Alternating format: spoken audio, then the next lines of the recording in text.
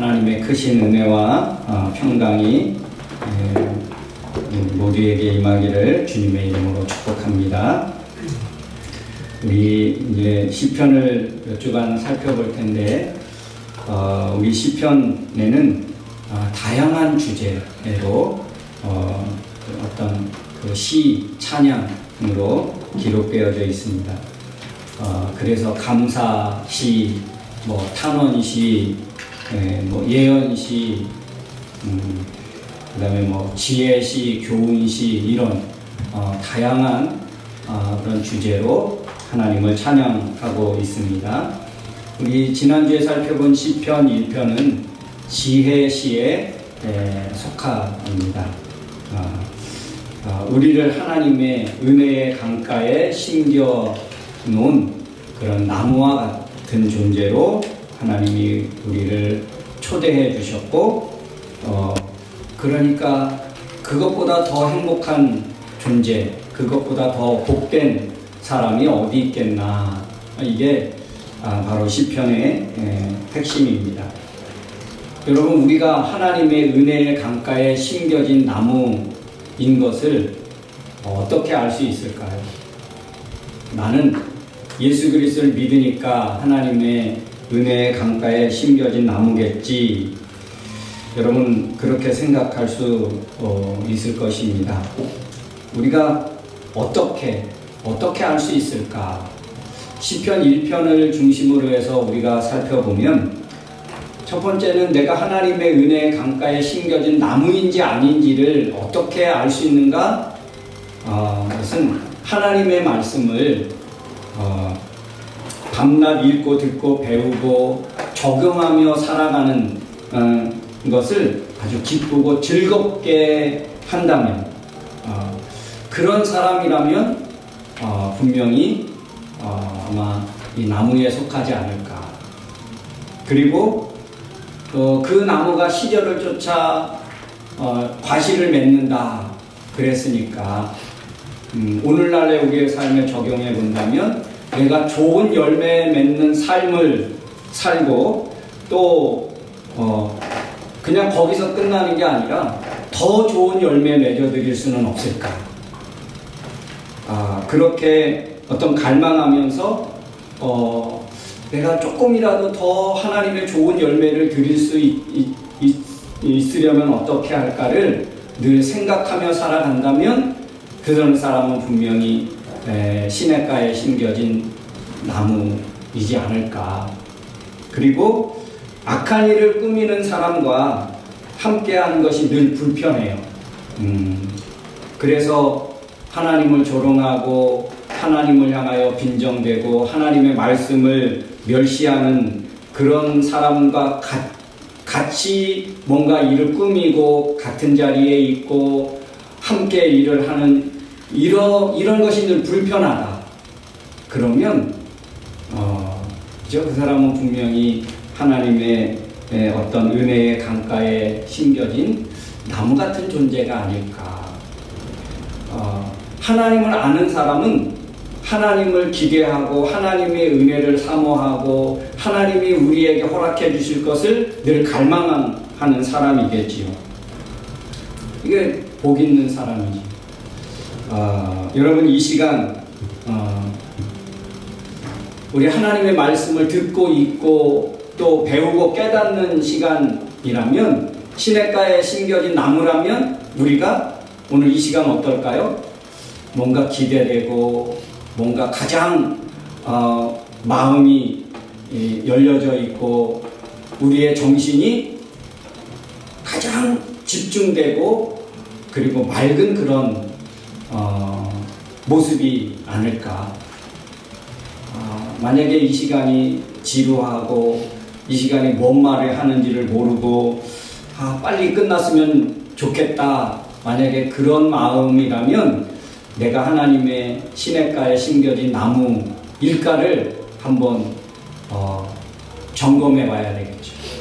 하나님의 말씀이 증거되고 선포되는 이 시간이 기다려지고 집중된다면 그게 누굴까요?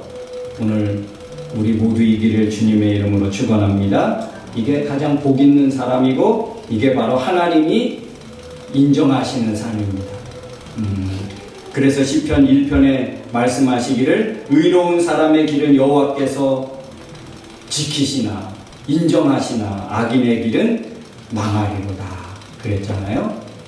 그러니까 오늘 이 시간이 우리에게는 가장 복되고 가장 즐겁고 가장 의미 있는 시간이다. 여러분 이렇게 믿을 수 있기를 주님의 이름으로 축원합니다. 그러면 오늘 시편 2편은 어떤 시일까? 시편 2편은 왕을 위한 시, 그래서 제왕시 이렇게 불려집니다. 왕을 위한 시다. 근데 그 왕은 어떤 왕이냐는 거죠. 그 왕. 오늘 1절부터 3절 말씀을 같이 한번 읽어보겠습니다. 한번 다 같이 시작. 어째서 이방 나라들이 떠들어대며 민족들이 헛된 일을 꾸미는가? 세상의 왕들이 듣고 일어나며 지도자들이 함께 모여 여호와와 그의 기름 부은 자를 대적하여 자 우리가 그의 쇠사슬을 끊어버리고 그의 속박에서 벗어나자 하는구나. 여러분 이게 어떤 거예요? 이방 나라들과 세상의 왕들의 어떤 이제 반란을 일으키는데 이건 어떤 사람들일까요? 세상의 어떤 뭐 총리나 대통령 또 어쩌면 장관 뭐 높은 세상의 권력자 이런 사람들만 말할까요? 그 사람들은 하나의 대표자고 하나님 없는 가치관을 갖고 살아가는 그 모든 사람들을 말합니다. 이런 경우도 속할 것 같아요. 자신의 어떤 지식을 지식과 어떤 지혜나 경험이나 권력이나 재력이나 이런 것들을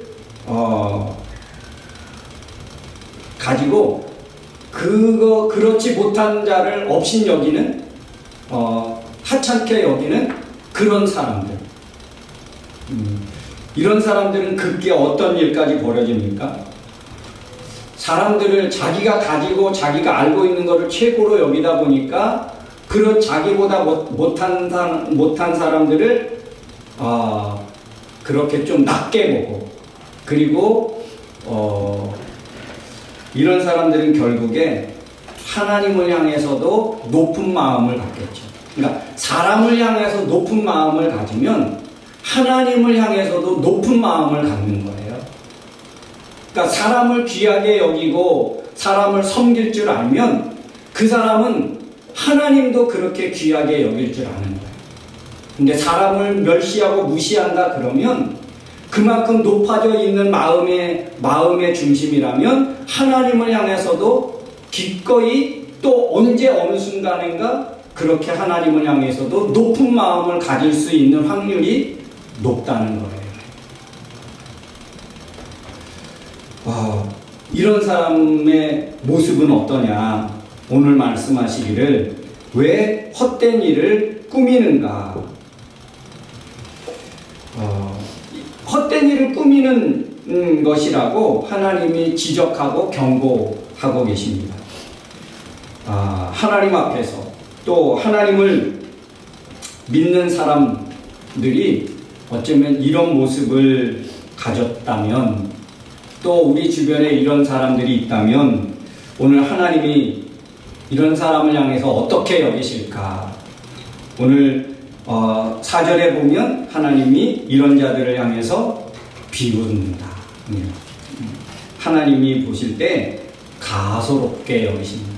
여러분 그래서 우리가 가진 경험, 우리가 가진 지식, 우리가 가지고 있는 그 어떤 것이라도 재력이거나 권력이거나 그 어떤 것이라도 여러분 그것이 우리를 높은 마음 갖게 만들어서는 결코 되지 않습니다. 하나님 앞에서 볼 때는 우리가 가졌다고 하는 권력, 우리가 가졌다고 하는 재력, 우리가 가졌다고 하는 그 무엇이 하나님 앞에서는 그게 너무나 하찮은 거예요. 보잘것없는 거예요. 여러분, 그런 말이 있습니다. 지금까지 역사상 가장 높은 건물이 있다면 뭘까요? 지금까지 역사 이래, 우리 인류 역사 이래에 가장 높은 건물이 있다면 아마 바벨탑이 아닐까. 근데 누군가가 그렇게 하나님이 그 바벨탑을 흩으시잖아요. 그런데 빨리 와서 바벨탑을 허물어뜨리고 그러지 못했다 그래요. 왜? 그 바벨탑을, 그 높이 계신 하나님이 그 바벨탑이 어디 있는지 찾느라고.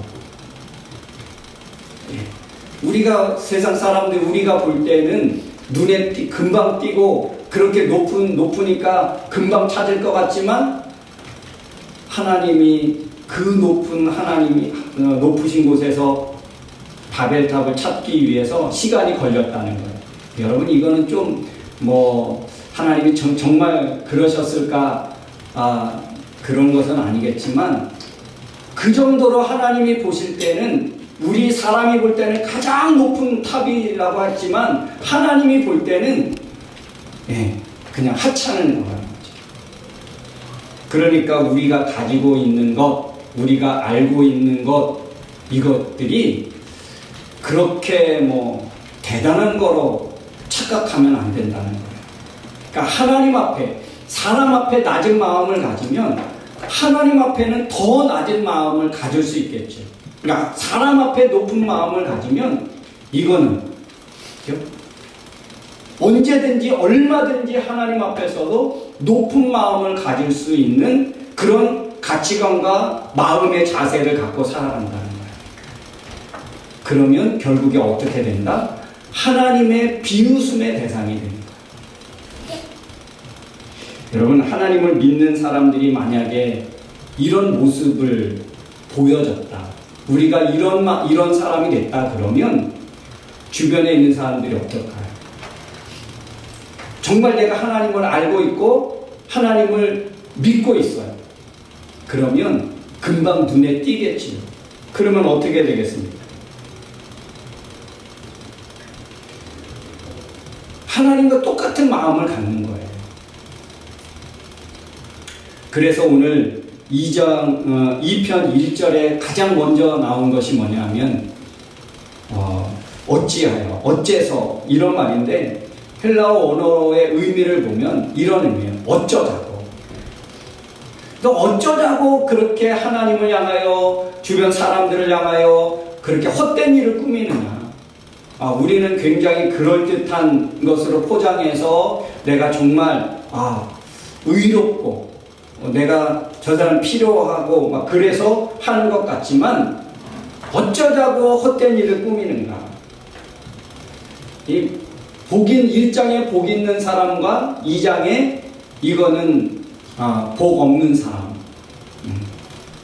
하나님을 거스르기 위해서 음모를 꾸미고 그 음모에 가담하고, 이게 세상의 왕들, 세상의 어떤 관원들, 이게 하나님 없는 사람들의 모습입니다.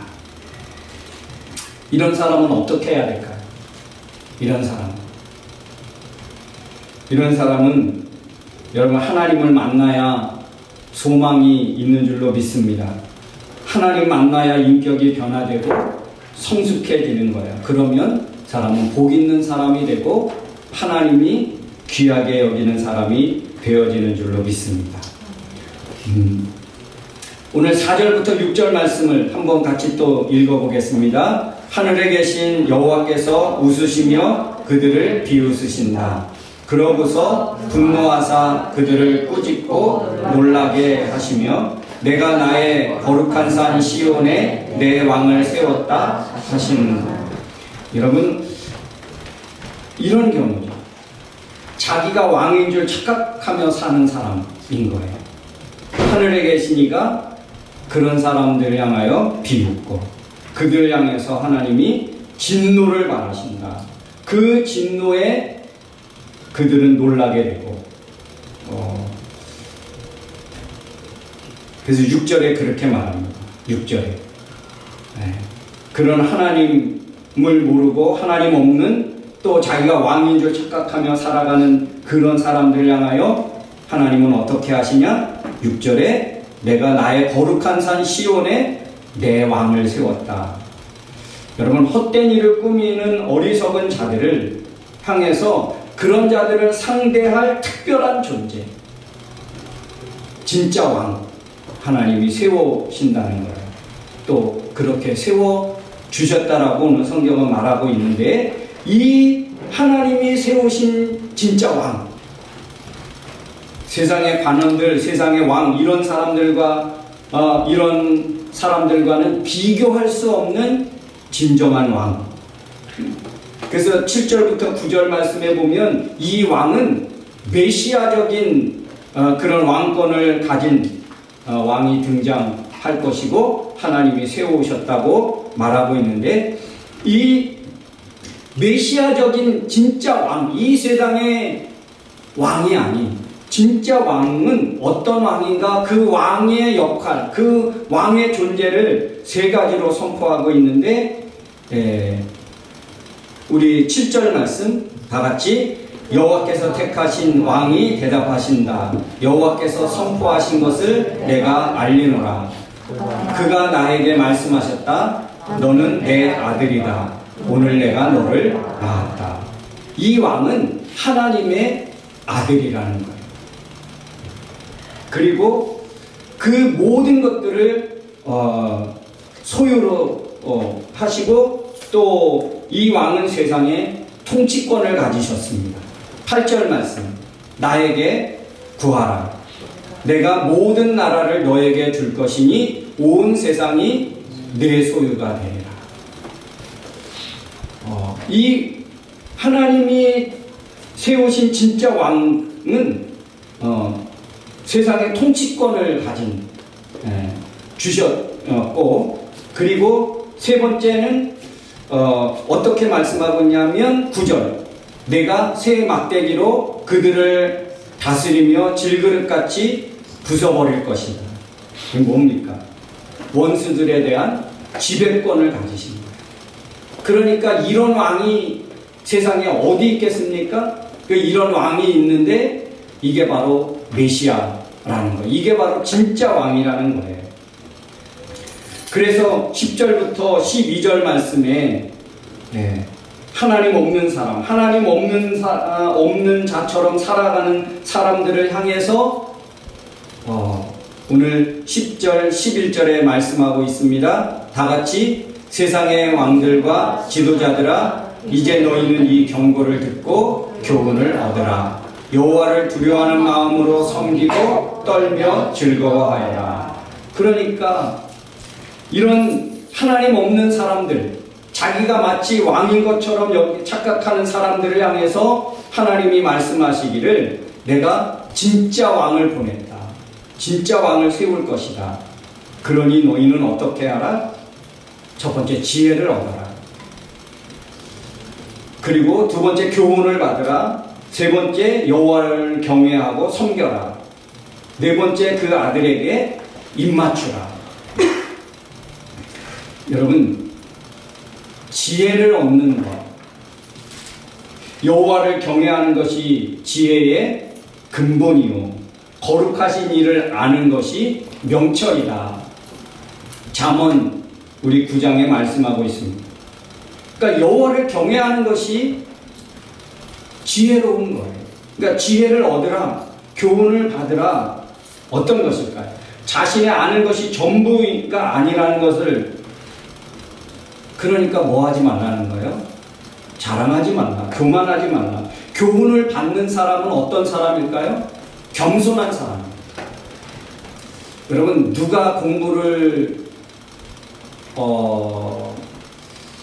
요즘 공부하고 점점 거리가 멀어지는 세상이 아닌가. 이제는 점점 대학교를 가야 할 필요성을 느끼지 못하는 시대가 된다. 요즘은 옛날에는 다 기억해야 되고 이렇게 암기해야 되는 것들이 이제는 필요 없는 거예요. 우리 손 안에 다 있지. 그러니까 예전에 보면 그래도 공부 잘하는 친구들을 보면 하나의 특징이 있더라고요. 선생님의 말을 그대로 잘 듣고 그거를 기억하는 거예요. 근데 여러분 성적이 안 나오는 사람들이 있죠. 그 선생님이 싫어요. 그죠? 그 선생님이 싫으면 어떻게 됩니까? 하는 모든 수업 내용이 들어오질 않아요. 그러니까 점수가 안 나오는 거죠. 그만큼 상대방에 대해서 교훈받기를 꺼려하는 거예요. 인정하고 싶지 않은 거예요. 근데 가르침을 받아요. 그러면 그 마음이 선생님을 향하여 겸손해지겠죠. 그러니까 다 기억하는 거예요. 그 선생님의 배움을 기뻐하는 거예요. 교훈을 받는 사람은 겸손할 수밖에 없어요. 근데 교훈을 받지 못해요. 하나님의 말씀을 듣고도 교훈을 받지 못해요. 그럼 뭐예요? 교만한 거예요. 마음이 높아 있는 거예요. 여호와를 경외하고 섬겨야 할 것은 진짜 왕이 등장하니까 그 왕이 오시니까 그 왕이 있으니까 그 왕을 보내주신 이유가 뭐냐 하면 바로 여호와를 경외하고 섬기게 하기 위해서다. 여러분 결론적으로 여호와를 의지하는 자는 그래서 복이 있다는 거예요. 그래서 하나님이 우리 사람들을 향하여 인류를 향하여 하나님이 어떤 대안을 가지고 계시는데 여러분 이 대안이라고 하는 것은 그냥 어떤 차선책 이게 아니니까 이런 의미가 아니고 하나님의 절대적이고 유일한 하나님의 마스터 플랜 같은 이런 게 있다는 거예요. 그게 뭐냐? 바로 하나님께 피하는 모든 자. 하나님께 피하는 모든 자가 되게 하기 위해서 하나님이 어떻게 하는 거예요? 바로 그 왕, 메시아, 그 왕을 보내주셨다는 거죠. 메시아적인 왕권, 바로 예수 그리스도를 피난처로 삼고 그 예수 그리스도를 의지하는 사람이 복되다는 것입니다. 여러분 우리 이 세상을 살아가면서 무엇을 우리의 인생의 피난처로 우리 인생의 대안으로 삼고 있습니까? 유일한 우리의 나만의 마스터 플랜이 있다면 무엇입니까?